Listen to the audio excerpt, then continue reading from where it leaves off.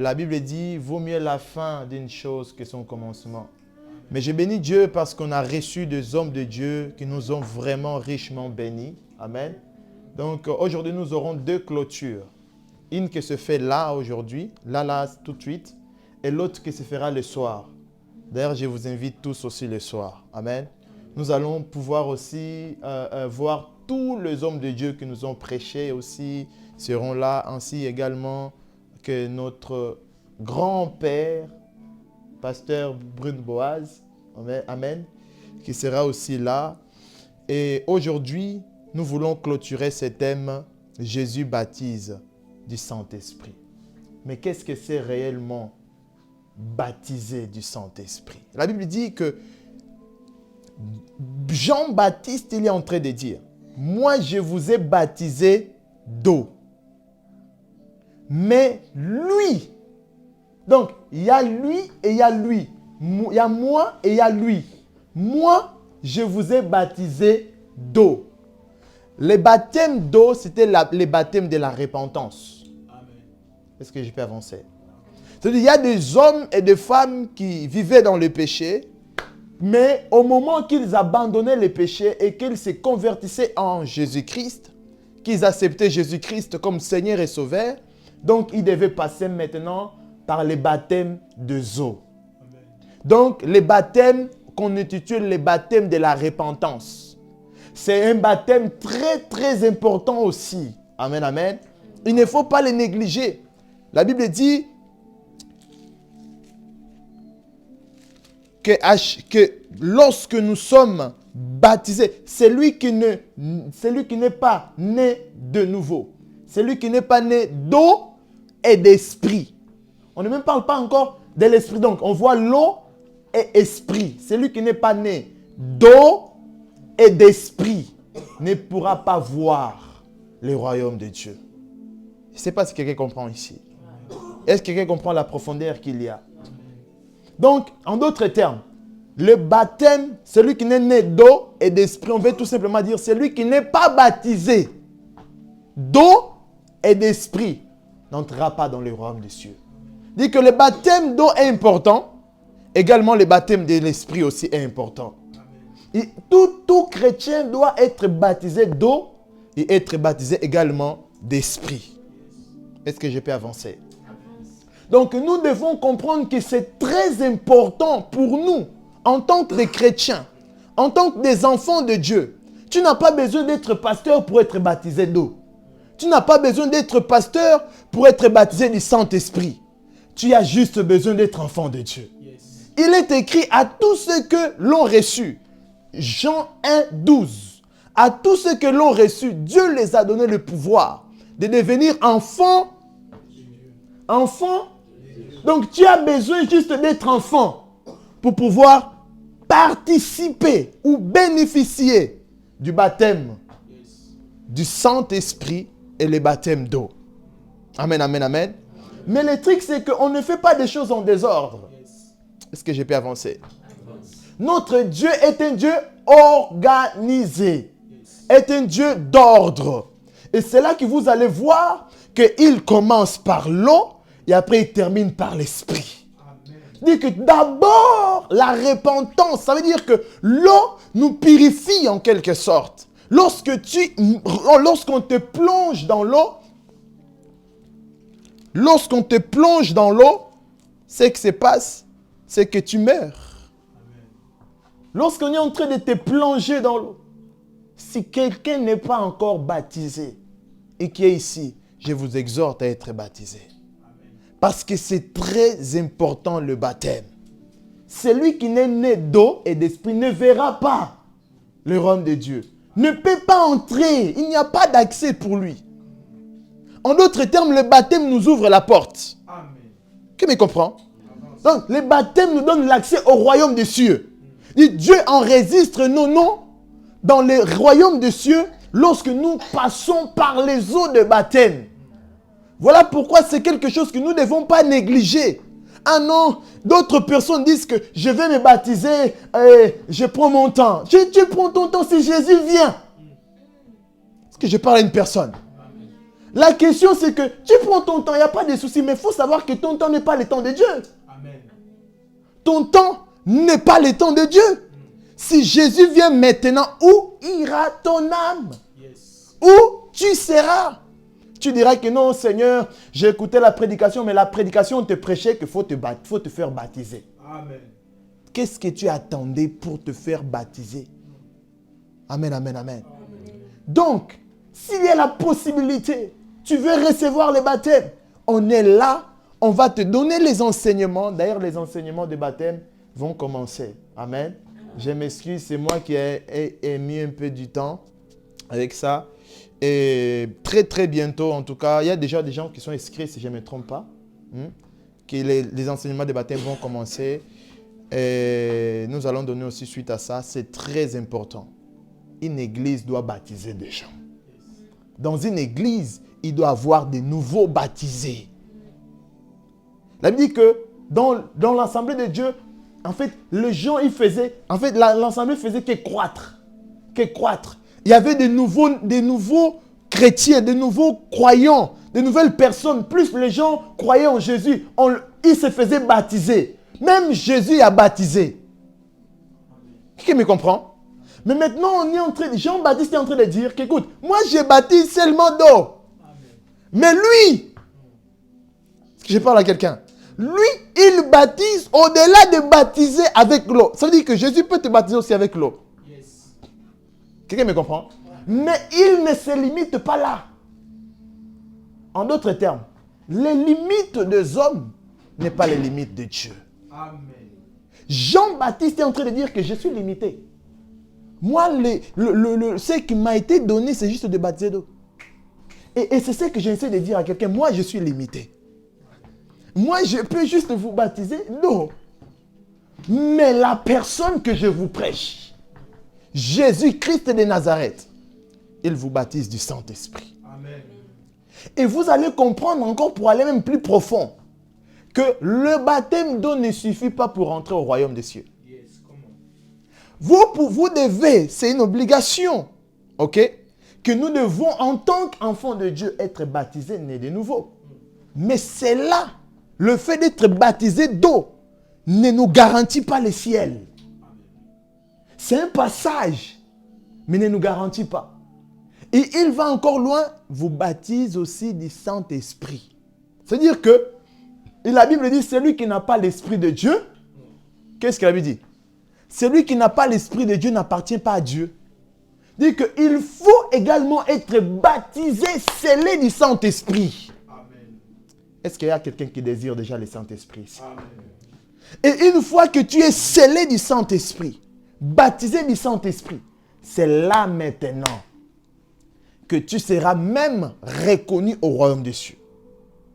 Voilà pourquoi la Bible dit que plusieurs viendront ces jours. Seigneur, Seigneur. Mais le Seigneur dira, je ne vous connais pas. Amen. Je ne vous connais pas. Pourquoi? Parce que tout simplement, vous n'avez pas mon esprit en vous. Quelqu'un me comprend? L'esprit de Dieu en nous. L'esprit de Dieu dans l'homme est très, très, très important et très capital. Lorsque on parle maintenant de baptême de l'esprit, on voit quoi? On voit les surnaturels. On voit quelque chose hors notre corps. C'est-à-dire que ce n'est pas quelque chose qui est charnel. C'est-à-dire que tu ne comprendras pas. Il y a des choses qui se passent lorsque tu es baptisé en esprit. Lorsque tu es baptisé aussi avec l'eau, il y a aussi des choses qui se passent. C'est que ce qui va se passer, c'est que maintenant tu vas vouloir marcher plus selon ta voie. L'Esprit de Dieu va commencer à te conduire. Il va commencer à dire, tu ne peux plus faire ça. Même si vous remarquez, vous allez voir qu'une fois qu'une personne est baptisée, à chaque fois qu'il fait une bêtise, on va dire, mais tu es baptisé de nouveau. On t'a baptisé. Non, mais tu es enfant de Dieu. Non, tu ne peux pas faire ça. Directement, les gens vont voir ton baptême d'eau. Pourquoi? Parce qu'en réalité, le baptême d'eau est censé à nous changer. Tu ne peux pas mourir avec Christ et ressusciter la même personne. Le baptême d'eau, c'est on te plonge dans l'eau. Mais lorsqu'on te plonge dans l'eau, tu meurs. Amen. Ça y est. Ça veut dire Alain n'existe plus. Ça veut dire Ivana, elle est déjà morte. C'est là qu'apôtre Paul vient dire que ce n'est plus moi qui vis. Yes. Mais c'est Christ qui vit en moi. En d'autres termes, moi je suis resté mort, cloué à la croix. J'ai participé à la mort de Jésus-Christ. J'étais resté mort, cloué à la croix avec Christ. Ma chair n'est plus moi. Donc vous voyez ma chair, mais l'esprit de Christ habite en moi. Dit que Christ en moi, c'est l'espérance de la gloire. Christ en moi, c'est le changement. Amen. Ça veut dire qu'être chrétien, c'est le changement de la mentalité. Yes. Vous ne pouvez pas être chrétien, mais avoir toujours la même mentalité. Amen. Vous ne pouvez pas être chrétien, mais continuer, persister toujours à faire de mauvaises choses. Yes. Non, tu ne peux pas avoir Christ et continuer à marcher dans le péché. Tu ne peux pas avoir Christ et continuer dans l'impédicité. Tu ne peux pas avoir Christ et continuer toujours à faire ce que plusieurs gens font. Non, le vieil homme est mort. Le problème, c'est que nous oublions, c'est que le vieil homme qui est mort, il essaie de revenir aussi. Amen. Le vieil homme, c'est le vieux toi. C'est la personne qui marchait lui-même dans ses propres voies. Amen. C'est la personne qui faisait tout ce qu'il faisait. Il faisait tout ce qu'il voulait. Mais le nouveau toi, c'est Christ. Amen. Le nouveau toi, c'est celui qui a même ses pensées. Ils sont focalisés dans l'œuvre de Dieu. Ça veut dire qu'il est en train de penser comment je dois gagner les âmes. Il est en train de penser comment est-ce que je dois méditer. Il est en train de penser non, je dois cultiver une vie de prière. En fait, sa vie, son désir est porté vers son maître. Yes. Qui me comprend? Amen. En fait, une personne qui a Christ en lui ne peut pas, tu ne peux pas avoir Christ et tes désirs ne pas être portés vers Christ. Amen. Est-ce que je peux prêcher à quelqu'un? Lorsque nous recevons Jésus-Christ et lorsque nous sommes nés de nouveau, nous devons vivre le changement. Voilà pourquoi apôtre Jean-Baptiste, il disait quoi? Il disait race de vipères. Vous venez ici, faites comme si vous êtes saints. Comme si vous croyez en Dieu plus que tout le monde. D'autres même, vous venez vous faire baptiser. Mais que votre cœur, tu ne peux pas recevoir Jésus et avoir toujours le même cœur. Amen. Tu ne peux pas recevoir Jésus et être toujours méchant. Yes. Tu ne peux pas recevoir Jésus. Et si tu vois bien, les gens vont réclamer ton comportement. Tu es nouveau, tu es chrétien maintenant. Les gens vont commencer à voir, mais tu es chrétien, mais tu fais encore ça. Pourquoi tu fais ça? Ça veut dire que ton ancien toi va te réclamer. Et les gens qui sont tout autour de toi, qui sont les témoins de ta foi. Amen, amen, amen. Amen. Les gens qui t'ont vu te baptiser, ils vont dire que non, Ivana, tu as accepté Jésus. Tu ne peux pas faire ça. Alléluia. Amen. Maintenant, nous devons comprendre que lorsque nous sommes baptisés d'eau, nous devons réellement changer. Moi, je ne vais... en fait, ce n'est pas un style. Il y a beaucoup de gens qui voient maintenant le baptême, on dirait un style de vie. Non, et je vais passer juste au baptême, tiens, pour comme ça les gens, comme ça les pasteurs, ils vont voir que je suis baptisé. Non! Ne te baptise pas parce que c'est un style. Ne te baptise pas parce que les gens sont en train de se baptiser. Mais fais-toi baptiser pour vivre réellement un profond changement en toi. Alléluia. Voilà pourquoi il y avait beaucoup de races de vipères au milieu de la foule que Jean-Baptiste était en train de prêcher. Amen. Il y a beaucoup de races de vipères même à l'église. Ah non, non, je vais me faire baptiser. Tu vas te faire baptiser, quelles sont tes intentions? Tu ne peux pas te faire baptiser et continuer à faire les mêmes choses. Amen. Alléluia. Amen. C'est la décision. Les baptêmes, ça veut tout simplement dire le changement. Amen. Alléluia. Amen. Les baptêmes, ça veut tout simplement dire la renaissance. Yes. Tu meurs pour renaître. Et c'est là que la Bible dit que à tous ceux que l'ont reçu, il les a donné le pouvoir de devenir qui? Avant je tiens à vous dire qu'on n'est pas tous des enfants de Dieu. On est tous des créatures de Dieu. Les enfants sont celles qui ont cru. Vous allez voir qu'à la croix, Jésus, lorsqu'il était à la croix, on le perce quoi? On le perce la côte. Est-ce qu'on est ensemble? Et lorsqu'on le perce la côte, qu'est-ce qui sort? L'eau est... Et lorsqu'une femme est à la maternité, qu'est-ce qui sort? Lorsqu'une femme va pour naître, pour mettre au monde, c'est l'eau et le sang qui sort. Qui veut dire que c'était le jour de ta naissance.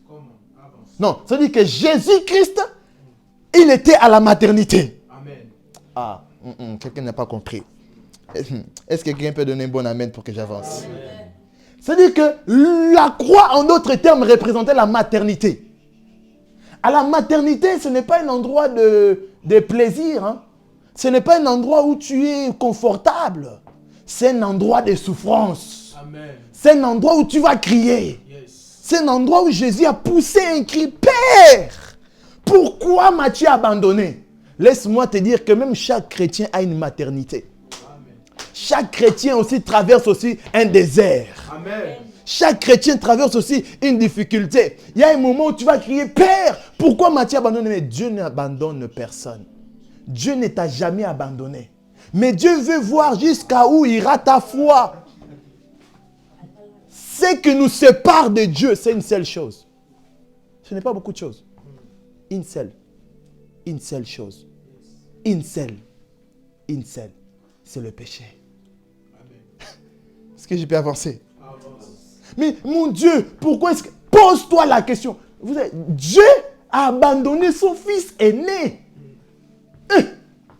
Son fils aîné l'a abandonné. Je dis, non. Je lave mes mains. Moi, tu peux être même mon fils. Mais le péché là, ce n'est pas mon fils. Dieu aime l'homme. Mais Dieu n'aime pas le péché qui est dans l'homme. Et la chose qui met une barrière entre l'homme et Dieu, c'est le péché. Non, je ne sais pas si je suis en train de prêcher à quelqu'un. Voilà pourquoi il est important que lorsque nous savons que la chose qui met une barrière entre nous et Dieu, c'est le péché, qu'est-ce que nous devons faire? C'est aussi ce que nous devons faire, c'est que nous devons aussi mettre une barrière entre cette chose qui nous met une barrière entre Dieu et nous, qui est le péché. Mets une barrière entre toi et le péché. Mets une barrière entre toi et les mensonges. Mets une barrière entre toi et toute chose qui te détourne de Dieu. Non, tu dois mettre une barrière. Non, je viens dire à une personne, tu ne peux pas être un chrétien, mais vivre dans le péché. Tu dois mettre une barrière entre toi et le péché. Est-ce que je parle à une personne? Change. Change. Tu ne peux pas être chrétien et ne pas vivre le changement. Je vois beaucoup de gens, 20 ans à l'église, mais il n'y a rien qui a changé. Toujours les mêmes comportements. Non, tu dois changer. Alléluia. Changement, changement. D'abord, le premier changement, c'est la mentalité. Voilà pourquoi la Bible dit le renouvellement de l'intelligence. Le renouvellement de l'intelligence. En d'autres termes, ce n'est pas tout simplement la spiritualité. Hey, Jesus. Ce n'est pas tout simplement la spiritualité qui te permettra à conserver l'Esprit de Dieu. Mais aussi l'intelligence. Ton intelligence aussi doit être fonctionnelle. Ton intelligence ne peut pas être ou demeurer stérile. Tant que ton intelligence et ta spiritualité, tu peux être spirituel, mais en même temps être aussi bête. Est-ce que je parle à quelqu'un? Mais lorsque tu es spirituel et que tu ajoutes encore l'intelligence, voilà pourquoi Salomon, il a compris. Il a dit que je ne peux pas gouverner, je peux être spirituel, je suis spirituel. Oh my God, je ne sais pas si je parle à quelqu'un ici. Il a dit, je suis spirituel, je prie, je cherche Dieu, mais il me faut l'intelligence et la sagesse pour pouvoir gouverner ce peuple. Je ne peux pas gouverner, je ne peux pas être un leader, je ne peux pas être un responsable sans l'intelligence de Dieu. C'est Dieu qui nous donne l'intelligence, c'est Dieu qui nous donne la sagesse. Ne priez pas simplement pour que vous soyez spirituel. Amen. Parce que vous pouvez être très spirituel. Mais le fait que vous manquez l'intelligence, vous allez faire beaucoup d'erreurs dans le ministère. Vous allez faire beaucoup d'erreurs, même dans la vie normale. Après, vous allez dire que Dieu m'a abandonné. Ce n'est pas Dieu. C'est le manque d'intelligence que tu n'avais pas. L'intelligence, la sagesse, les spiritualités doivent être ensemble. Lorsque tu as l'intelligence, tu as la sagesse, tu as encore les spiritualités, tu seras une bombe. Non, je dis tu seras une bombe atomique. Non, tu seras une bombe atomique. Tu vas faire des choses que beaucoup de gens vont dire, mais il est petit comme ça, mais d'où lui sort tous ces pensées? Non, c'est mon intelligence qui est en train de fonctionner. Ce n'est pas seulement les spiritualités, c'est aussi l'intelligence qui maintient un ministère. C'est aussi l'intelligence qui maintient une vie relationnelle. Exemple, si tu es en couple, c'est aussi l'intelligence. Ah non, je suis en train de me préparer pour se préparer au mariage ou quoi que ce soit. Il faut aussi l'intelligence. Ce n'est pas les spiritualités seulement. Ah non, je suis en train de prier. Oui, tu pries. Mais est-ce que tu es en train de réfléchir? Prier, c'est une autre chose. Réfléchir, c'est une autre chose. Je ne dis à personne qu'il ne faut pas négliger la prière. La prière, il faut le faire tout le temps. Prier sans... Mais on te dit prier sans cesse. On ne te dit pas, n'allez pas travailler. Je vais prêcher la parole du Seigneur. Non, est-ce que je vais prêcher la parole du Seigneur? Non, on dirait que vous ne voulez pas que je prêche. Est-ce que je peux prêcher la parole du Seigneur? On te dit prier sans cesse. Mais on ne te dit pas non, vu que tu pries sans cesse, donc tu n'as pas besoin d'aller travailler. Non. Ici, nous, à MIP, on ne dit pas ça. Prie, mais va aussi travailler. L'homme qui ne travaille pas, c'est lui qui ne travaille pas, qui ne mange pas. Mais pasteur, comment est-ce que je vais faire? Il y a toujours même des petits travaux à faire. Il y a toujours des petites choses. Parce que, regardez, si tu as l'esprit de Dieu et que tu as l'intelligence, tu vas dire que non, même à l'église qu'on va, on doit payer la salle. On doit avoir de l'argent pour pouvoir soutenir ces ministères. Mais comment est-ce qu'on va soutenir si on reste à prier tout le temps, sans cesse, et qu'on ne va pas au travail? Vous devez comprendre quand la Bible dit de prier sans cesse. Il y a beaucoup de gens qui l'interprètent mal. Est-ce que je peux prêcher ici? Prier sans cesse ne veut pas dire que tu restes rebobobo, shakatayaba, du 24 heures sur 24 heures. Non! On est en train de dire même dans ton cœur.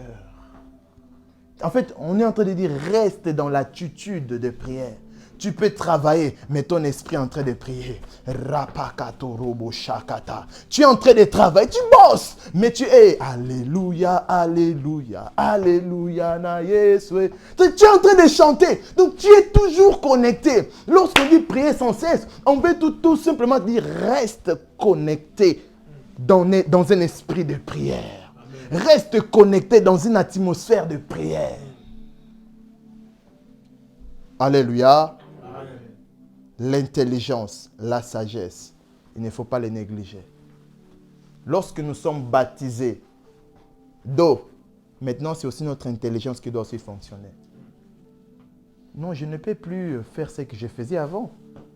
Parce que j'ai compris que lorsqu'on accepte Jésus, il y a l'esprit de Dieu, il y a la part de Dieu. Hein? Je peux parler à quelqu'un? Mais il y a aussi la part de... Il y a la part de Dieu, il y a la part de l'homme aussi. C'est-à-dire, dans une relation, c'est deux côtés, non? C'est l'homme et la femme. C'est l'homme qui donne et la femme ne donne pas. À un moment, l'autre va être fatigué. Maintenant, toi, tu veux seulement que Dieu te donne. Dieu, là, Seigneur, mon Dieu, tu gênes même. Tu es 40 jours de jeûne et prière. Seigneur, ouvre la porte de travail. Seigneur, il est temps. Toi-même, est-ce que tu investis? Qu'est-ce que tu investis pour Dieu? On te dit, viens donner l'offrande, même 5 euros. Hein. Tu donnes, dans les 5 euros, même 10 euros. Hein. Tu enlèves 1 euro, tu donnes. Est-ce que tu es en train d'investir? Est-ce que je parle à une personne? Amen. Investissons dans l'amour avec Dieu. Parce qu'un amour, ça s'entretient. Tu ne peux pas dire que j'aime Dieu, mais que tu n'entretiens pas cet amour. Dieu, il entretient notre amour avec lui tous les jours. Mais ma question est, est-ce que toi, tu entretiens ça? Tu ne gênes pas, tu ne médites pas. Peut-être même le moment que tu peux prier, c'est juste quand tu viens ici à l'église. Mais tu es en train de construire ou de détruire ta relation. Une relation, il n'y a même plus de communication parce que la communication dans la relation avec Dieu, c'est quoi? Est-ce que tu pries encore? Est-ce que je parle à une personne? Il est temps. Et maintenant, là, qu'est-ce que ça va agir? C'est ton intelligence. Ton intelligence va commencer à se dire, il y a des moments, tu dois savoir séparer les choses. Ton intelligence va dire qu'écoute, tu dois prier, mais tu ne peux pas aussi rester H24 à l'église. Non, je n'ai pas compris. Non, ton intelligence va commencer à faire la part des choses. Écoute, tu dois aller à l'école aussi. Tu dois aller travailler aussi. Tu dois aller à l'église. Pourquoi? Parce que à l'école aussi, il faut entretenir ça aussi. Le travail, ça s'entretient. La vie spirituelle, ça s'entretient. La vie sociale, ça s'entretient. Tout, ça s'entretient. Mais pour entretenir tout, au-delà de l'Esprit de Dieu qui est en nous, parce que l'Esprit de Dieu, c'est lui qui va nous donner la capacité d'entretenir tout. Mais au-dessus de l'Esprit, c'est l'intelligence. Amen. Je vais parler à quelqu'un. L'intelligence. Maintenant, pour aller plus loin, je vais